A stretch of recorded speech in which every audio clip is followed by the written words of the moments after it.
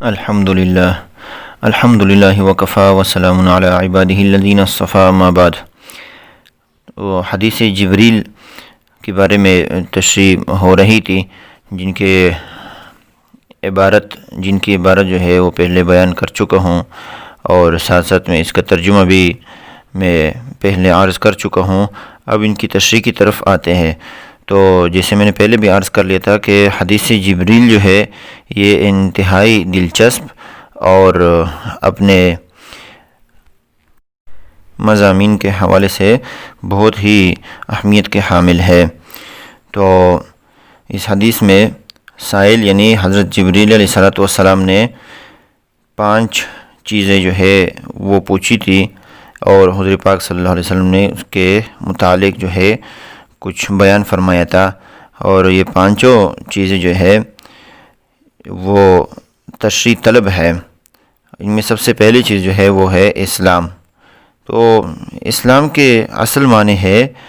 اپنے کو کسی کے سپرد کر دینا اور بالکل اسی کے تابع فرمان ہو جانا، اور اللہ کے بھیجے ہوئے اور اس کے رسولوں کے لائے ہوئے دین کا نام اسلام اسی لیے ہی ہے کہ اس میں بندہ اپنے آپ کو بالکل اپنے مولا کے سپرد کر دیتا ہے اور اس کی مکمل اطاعت کو اپنا دستور زندگی قرار دے لیتا ہے، اور یہی اصل حقیقت دین اسلام کی اور اسی کا مطالبہ ہے ہم سے۔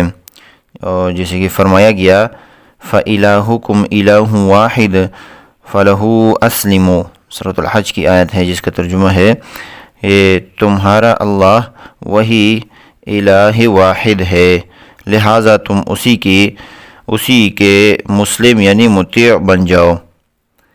اور اسی اسلام کے متعلق فرمایا گیا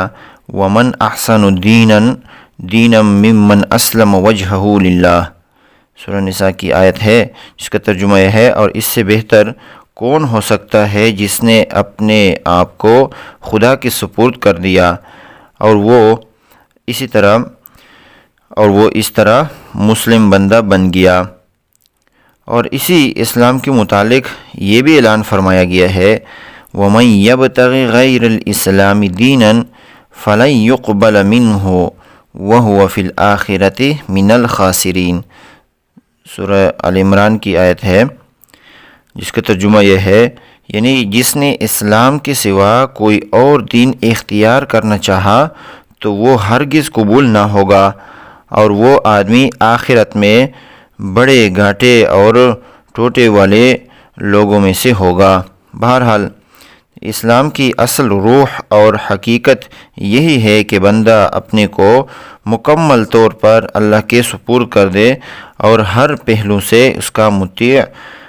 اور فرمانبردار بن جائے۔ پھر انبیاء علیہ السلام کی لائی ہوئی شریعت میں سے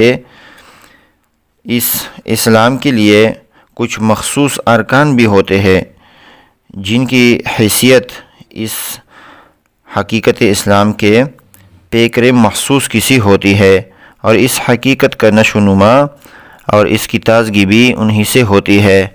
اور وہ صرف تعبدی امور ہوتے ہیں، اور ظاہری نظر انہی ارکان کے ذریعے فرق و امتیاز کرتی ہے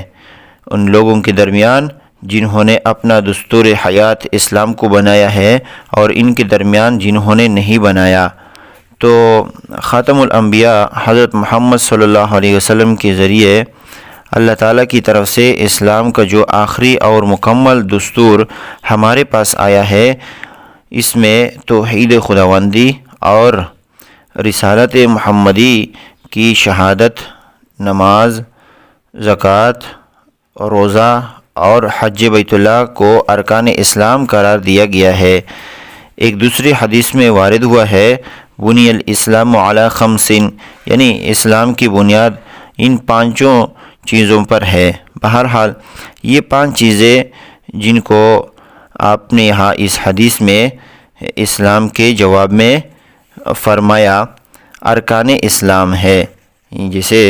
حدیث میں جو ہے پہلے گزر گیا کہ حضرت جبرائیل علیہ السلام نے اسلام کے متعلق جو ہے وہ پوچھا تو حضور پاک صلی اللہ علیہ وسلم نے یہ جواب دیا تھا کہ تم یہ شہادت ادا کرو کہ اللہ کے سوا کوئی الہ نہیں اور محمد صلی اللہ علیہ وسلم اس کے رسول ہے، اور نماز قائم کرو اور زکوٰۃ ادا کرو اور ماہ رمضان کے روزے رکھو، اور اگر حج بیت اللہ کی تم استطاعت رکھتے ہو تو حج ادا کرو۔ یعنی یہ چیزیں جو ہے حضور پاک صلی اللہ علیہ وسلم نے حضرت جبرائیل علیہ السلام نے جب اسلام کے بارے میں پوچھا تو یہ جواب عطا فرمایا تھا، اور یہی گویا اسلام کے لیے پیکر مخصوص ہے۔ اسی واسطے اس حدیث میں انہی کے ذریعے اسلام کا تعارف کرایا گیا ہے۔ تو اس حدیث میں موجود ارکان اسلام کے حوالے سے میں تھوڑی اس کی وضاحت کر دی۔ آگے جو امور بیان فرمائے ہیں ہم انشاءاللہ اگلی ویڈیو میں اس کی تشریح کی طرف جائیں گے۔ وآخر دعوانا الحمدللہ رب العالمین۔